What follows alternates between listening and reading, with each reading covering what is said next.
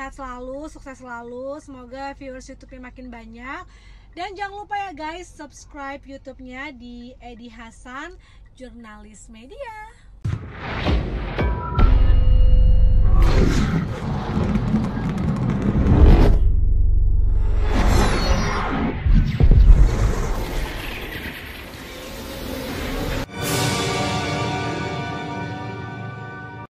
Kita pakai hati. Silakan nih. Ya. Pakai hati. Bismillahirrahmanirrahim. Untuk mengambil berkah daripada apa pada siang hari ini. Mari sama-sama kita adalah sebagai Fatihah. Ila Nabi Muhammad sallallahu alaihi wasallam wa ala alihi wa ashabihi wa alihi wa dzurriyyatihi wa liman tabi'ahum bi ihsan ila yaumil Ila hadrati hadratu Syekh Haji Hasyim Hasyari Basim Sayyidul Al Fatihah. Bismillahirrahmanirrahim. Alhamdulillahirabbil alamin arrahmanir rahim maliki yaumiddin. Iyyaka na'budu wa iyyaka nasta'in ihdinas siratal mustaqim. Siratal ladzina an'amta 'alaihim ghairil maghdubi 'alaihim Para pengurus lembaga perekonomian industri yang saat ini yang hadir, yang masih di luar masih sholat, juga yang saya hormati, saya kenalkan dulu Mbak Ibu Pak Tony ya. Dan sebelah sini adalah pengurus lembaga, mungkin saya sebut satu persatu. Nanti tentunya kita mendengarkan paparan dari pertama nanti dari Ketua Lembaga Perekonomian Industri Pak. Ini adalah penasehat PWNU Sumatera Selatan Mbak Diana, tapi juga beliau inilah yang menjaga semua bagaimana perekonomian NU Sumatera Selatan sama dengan Jawa Timur. Karena bagaimanapun dengan beliau inilah tentunya banyak hal-hal yang kita banyak belajar yang terbaru dari beliau. Mudah-mudahan beliau ini Mbak Diana Allah berikan yang terbaik. Tentu karena Pak Rian ini mau salat duhur dulu, jadi minta tolong Mbak Diana. Terima kasih. Jadi saya selaku lembaga perekonomian, ketua lembaga perekonomian NU Sumatera Selatan melihat dari sisi dampak sosial ekonomi yang timbul akibat wabah COVID-19. Ini sebenarnya kalau posisi kita ada di Jakarta ini sangat mengerikan sebenarnya. Jadi dampaknya yang bisa kelihatan itu muncul sudah korban PHK, pengangguran semakin banyak, sektor informal terjun bebas, pekerja informal kehilangan pekerjaan. Itu ya.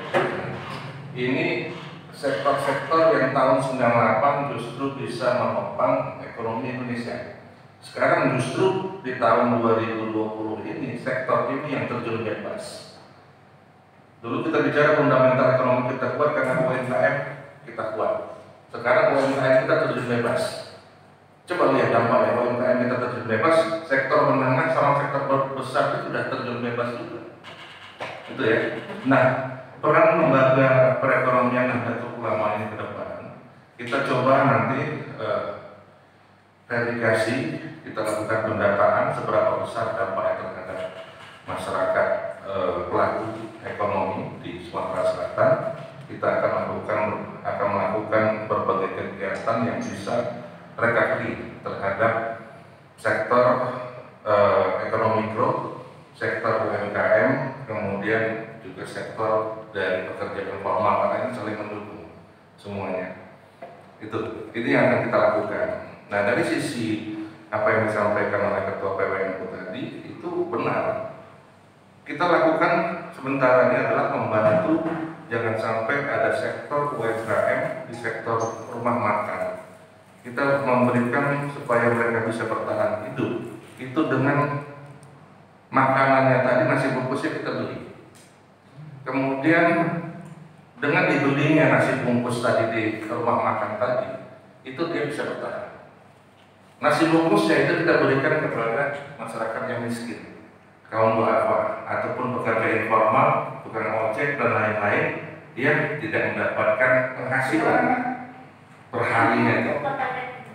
Minimal dengan dilakukannya kegiatan tersebut itu kita sudah melakukan kegiatan berbagi dan peduli, mempertahankan sektor informal, kemudian bisa memberikan makan kepada kaum miskin dan duafa.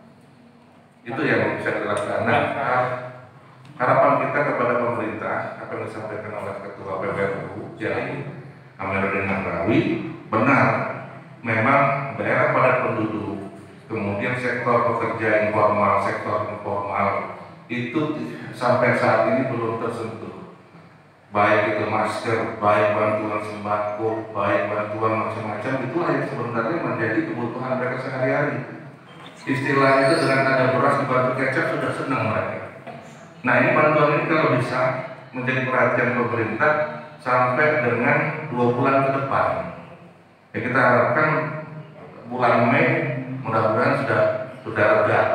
Ya, mudah-mudahan asal kita mengikuti anjuran-anjuran ataupun ketentuan yang ditetapkan oleh pemerintah. Demikian. Harapannya Pak kepada forum CSA. Nah, kebetulan saya juga sebagai ketua forum CSA, saya juga sudah melakukan mengkoordinasi dengan beberapa kawan-kawan yang tergabung di forum CSR, baik BUMN, BUMD, swasta.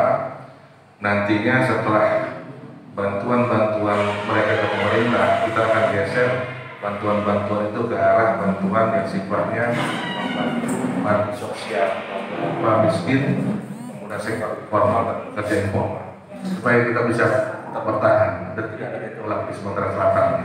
Assalamualaikum warahmatullahi wabarakatuh. Waalaikumsalam. Saya Amiruddin Nahrawi, Ketua Pengurus Wilayah Nahdlatul Ulama Sumatera Selatan.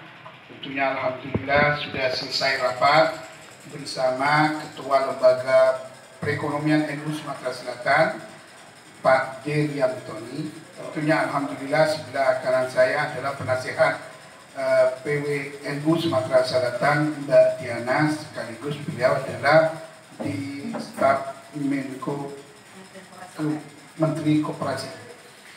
Tentu alhamdulillah, artinya paling tidak sudah menghasilkan 3 kesimpulan. Yang pertama, ada orangnya harus di jangka panjang, pendek, dan menengah programnya supaya kita berjalan bersama. Tentu orang-orangnya itu orang-orang yang profesional. Makanya kata Nabi Muhammad SAW, ketika tugas diberikan kepada orang yang profesional, maka insya Allah selamat.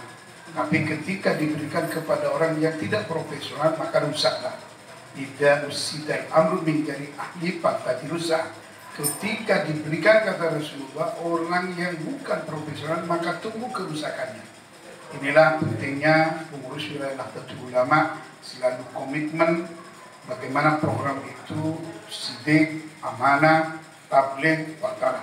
Nah, ini penting sekali untuk kejujuran supaya ada manfaat kepada masyarakat di Sumatera Selatan. Sekali lagi silakan Ketua Lembaga Perekonomian NU Sumatera Selatan, Bapak D. Riantoni. Terima kasih Pak Ketua PWNU. Kami selaku Ketua Lembaga Perekonomian Nahdlatul Ulama akan sekuat tenaga berupaya bagaimana mengangkat ekonomi umat, khususnya mengembangkan potensi UMKM, mengembangkan potensi sumber daya manusia, kualitas sumber daya manusia yang ada di kaum Nahdliyin yang ada di Sumatera Selatan, sehingga potensi yang ada ini bisa memanfaatkan sebesar-besarnya untuk kemakmuran masyarakat Nahdliyin yang ada di Sumatera Selatan, sehingga ekonomi umat bisa mensejahterakan kaum Nahdliyin yang ada di Sumatera Selatan. Demikian. Silakan Ibu. Ya. Assalamualaikum warahmatullahi wabarakatuh. Waalaikumsalam. Kami PWNU Sumatera Selatan siap bangkit untuk kebangkitan ekonomi Nahdliyin, khususnya Sumatera Selatan. Peran Nahdliyin di Sumatera Selatan kepada perekonomian rakyat. Terima kasih. Tentunya kemakmuran itu baik kata Pak Rian dengan Diana, kita tentunya bagaimana karena masyarakatnya pondok pesantrennya di Sumatera Selatan harus kita mau ada 328 pondok pesantren dan masyarakat Nahdien sudah 95% masyarakat Nahdien.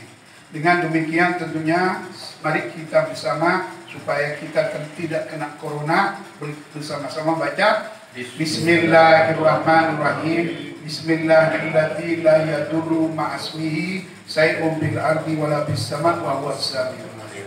Tentu dengan demikian bacalah 3 kali, insya Allah corona tidak mungkin mampir ke badan kita.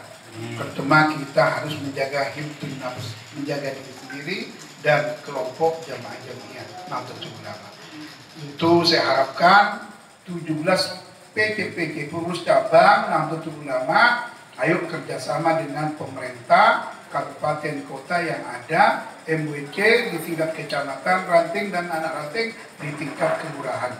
Inilah pentingnya dengan adanya Ketua Lembaga Perekonomian NUS dengan Mbak Diana, saya percaya dalam waktu dekat kita tentunya akan meluncurkan ekonomi keumatan. Dengan demikian, mari kita bersama. Wallahul muwaffiq ila aqwamit thariq. Wassalamualaikum warahmatullahi wabarakatuh. Tepuk tangan.